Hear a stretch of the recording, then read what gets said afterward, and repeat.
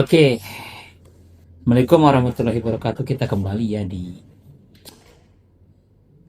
edisi tanya jawab sekarang. Saya lebih ke arah tanya jawab aja sih. Kalau menjelaskan memang kita harus butuh effort yang lebih banyak lagi karena saya sadar saya belum memiliki tim. Ini kan saya kerjakan sendiri kayak gitulah. Harusnya ada yang editing, harusnya ada yang buat skripnya juga. Karena ketika kita membuat konten edukasi, maka apalagi yang itu berkaitan dengan hukum, maka harus ada dasarnya juga. Nah, itu butuh riset yang lebih panjang sebenarnya untuk membuatkan konten-konten edukasi seperti itu. Namun nggak ada salahnya ya kita belajar juga sama-sama bareng-bareng, karena yang saya sadari, yang saya pahami, masalah-masalah seputar pertanahan itu baru connect ke orangnya ketika ada sengketa, ketika ada permasalahan. Nanti itu kita bantu untuk menguraikan permasalahan-permasalahan yang Anda temukan jika terkait dengan masalah pertanahan.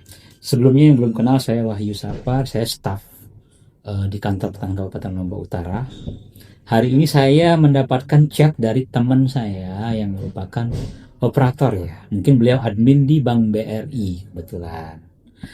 Kita sudah pisah kabupaten sekarang nih, tapi beliau ngechat, Assalamualaikum Mas Wahyu, supaya saya lihatkan ini, izin mengganggu walaupun sudah tidak dikantalotin lagi. Mas, bagaimana cara kami mencetak sertifikat elektronik edisi hak tanggungan yang sedang kami pegang di bank sebagai jaminan dari seorang debitur? Nah, sejawab singkat, Waalaikumsalam Mas. Mas Habibi bisa Mas. Mas Habibi tinggal pergi ke kantor pertanahan Kabupaten Lombok Timur, ketemu dengan yang ada di loket layanan informasi, nanti dibantu untuk dicetakkan.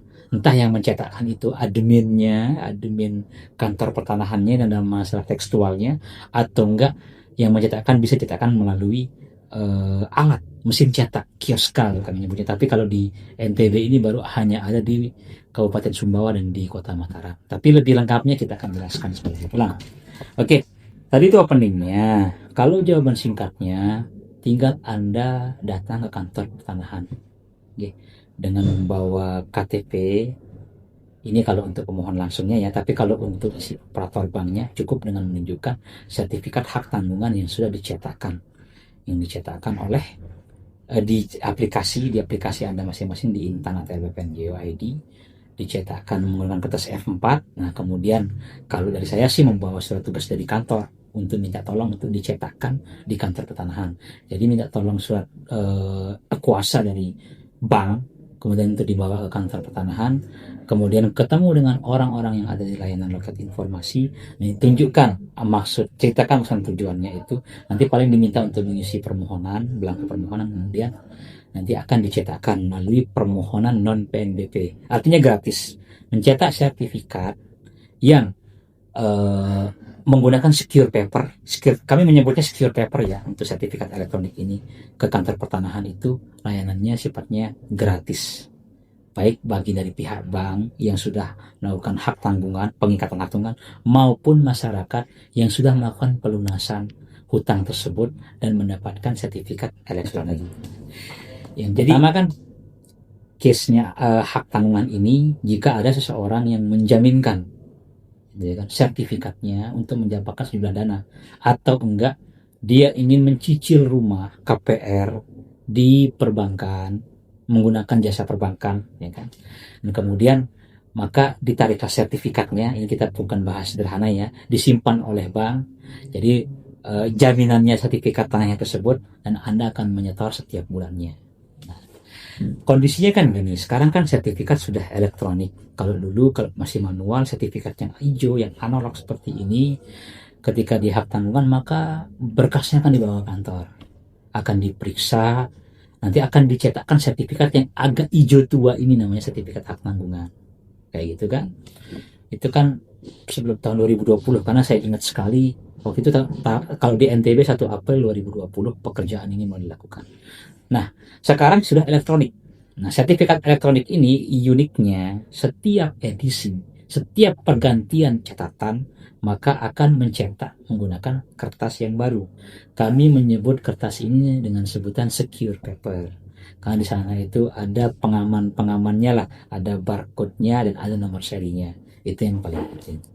Nah, ketika misalnya sertifikat ini pertama kali diterbitkan melalui permohonan pengakuan hak atau pembuatan sertifikat baru. Nah, kemudian akan dijaminkan ke bank. Tadi kan edisi pertama kali diterbitkan pengakuan hak, maka edisi kedua akan diterbitkan sertifikat elektronik edisi hak tanggungan. Ada edisi kedua. Jadi akan dua produk ketika seseorang melakukan pendaftaran layanan hak tanggungan. Maka yang pertama, seseorang ini dalam arti kata pihak perbankan ya, perbankan melakukan itu, boleh juga perorangan, ada kok hak tanggungan perorangan, tapi nanti itu di case yang berbeda akan kita jelaskan. Ini lebih gampangnya itu perbankan. Ketika pihak perbankan melakukan pendaftaran layanan hak tanggungan, maka dia akan mendapatkan dua produk. Produk yang pertama, sertifikat elektronik edisi hak tanggungan. Yang kedua, sertifikat hak tanggungan elektronik. Nah, jadi yang dulunya itu kertasnya warna hijau dan hijau agak tua, yang satunya muda, sekarang hanya selembar, yang contohnya yang ini, selembar lagi yang contohnya yang ini.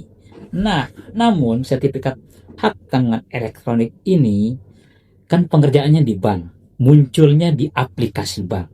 Kayak gitu kan. Makanya diperbolehkan juga menggunakan kertas F4 biasa untuk mencetak kedua-duanya. Kayak gitu lah, baik yang hak tanggungan maupun sertifikat elektronik edisi hak tanggungan.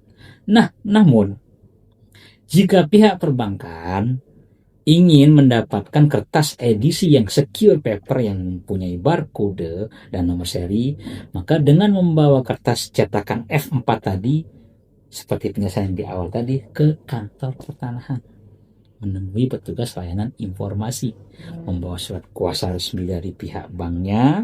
Itu yang terakhir itu melengkapi belangko permohonan selembar biasa, dan akan diarahkan untuk mendaftarkan pencetakan sertifikat melalui kegiatan non PNBP, jadi tidak berbayar. Itu yang paling penting. Nanti kalau ada yang bingung lagi bisa di komen, kasih di kolom komentar ya. Nah, itu kondisi yang pertama. Sekarang, apakah bank boleh tidak mencetaknya? Tidak ada masalah. Di kami juga tercatat itu hak tanggungan. Hanya saja kan tidak dicetakkan secara elektroniknya. Tidak ada masalah. Nah, apabila sekarang kondisi yang kedua, apabila sudah dilunasi, mungkin dalam jangka waktu 5 tahun, harusnya dalam waktu 10 tahun, ya ternyata dilunasi oleh si debitur. Nah, ketika di debitur kan berarti akan muncul sertifikat edisi selanjutnya, edisi ketiga kalau di contoh ini, edisi Roya atau pelunasan hak tanggungan. Di aplikasinya perbankan, di Intan Akter BPN itu yang digunakan oleh mitra kami, kayak gitu kan. Maka tetap akan muncul sertifikat elektronik edisi Roya. Anda boleh cetakkan menggunakan kertas F4 biasa. Gitu. Nah, nanti pemohon tugasnya setelah melaksanakan proses Roya, tentu Roya ini ada PNBP-nya ya, 50.000. Biasanya yang melakukan pemohon Roya itu sekarang bukan pemohon, tapi langsung pihak perbankan. Jadi pemohon diberikan sertifikatnya yang bentuk edisi Roya tadi. Nah, sertifikat edisi Roya tadi kan masih berbentuk kertas F4 tuh biasa yang dicetak menggunakan printer biasa. Itu juga dapat dibawa ke kantor pertanahan untuk ditukar, minta dicetakkan menggunakan secure paper yang tadi, biar aman dan terjamin. Dan itu hanya kondisinya 1 kali cetak ya, menggunakan secure paper kayak gitulah. Karena untuk pencetakan selanjutnya metodenya menggunakan ganti belangko dan ada PNBP-nya. Jadi terdeteksi di aplikasi kami kalau sertifikat ini memang belum pernah dicetak menggunakan secure paper, maka otomatis dia boleh atau masih bisa untuk dicetak menggunakan secure paper yang tadi. Nah, ini bagian ketiga ini saya menjelaskan ya, kenapa bank tidak bisa mencetak menggunakan secure paper ya, karena bank tidak memiliki kertasnya. Kertasnya itu hanya ada di kantor pertanahan kabupaten dan kota setempat. Makanya karena kan di kertas itu kan sama kayak uang, itu kan dicetak oleh peruri, ada barcode-nya, ada nomor seri kode belangkonya, ada juga yang berhubungan dengan aplikasinya, kayak gitu lah. Insya Allah mudah-mudahan tetap terjamin keamanannya, insya Allah. Semua sertifikat milik Allah. Nah, untuk ini penjelasan singkatnya. Nanti kalau ada lagi permasalahan-permasalahan seperti ini bisa Anda DM, Anda lewat sosial media ini, bisa boleh juga di kolom komentar. Nanti mudah-mudahan juga di minggu ini saya masih punya hutang juga untuk menjawab pertanyaan teman saya yang ada di TikTok terkait dengan bukti kepemilikan atau dalam bahasa lazimnya di kami disebut al-asad. Oke, sekian. Saya Wahyu. Terima kasih banyak. Terus pantengin lagi.